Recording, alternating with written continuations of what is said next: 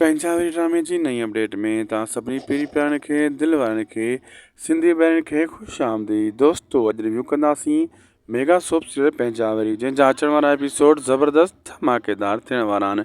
इन्हनि में तव्हांखे बहितरीन खां बहितरीन अपडेट्स मिलंदा। जी हा दोस्तो, पंजाबी ड्रामो हिकु बहितरीन ऐं शाहकार ड्रामो आहे। हिन में सभ खां वधीक त हिकु ॾिठो तव्हां जीअं हाणे हसीना खे चैलेंज करण वारी चाकर खान जी घर वारी अची चुकी आहे, उनखे चैलेंज बि करे थी ऐं उनखे वार्निंग बि ॾिए थी, अगरि तूं असांजे घर जे मफ़ादात जे ख़िलाफ़ु का ॻाल्हि कई त तूं हिते न रहंदीअं, मां तुंहिंजे साम्हूं बीठी हूंदुसि ऐं तुंहिंजो मुक़ाबिलो कंदुसि, छो त मुंहिंजे भाउ हक़ ऐं सच जी विढ़ण जी राह असांखे ॾेखारे छॾी आहे। इहा ॻाल्हि कोन वणी हसीना खे।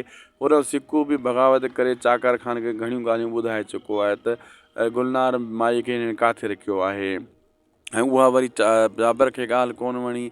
पोइ इन जे हिसाब सां हसीना ऐं जाबर पाण में मुशावरत कंदा, ॻाल्हियूं कंदा त हाणे इन्हनि खे ठिकाणे लॻाइण जो टाइम अची चुको आहे। मां हिन माई खे ठिकाणे लॻाइण जी कोशिशि कंदुसि। तो जाबर खे चवंदी आहे त अगरि रुंडे इन खे न संभालियो सिकू खे त पोइ जेको आहे तूं इन खे रस्ते तां हटाए छॾ। हाणे ड्रामो ज़बरदस्त मोड़ ते अची चुको आहे।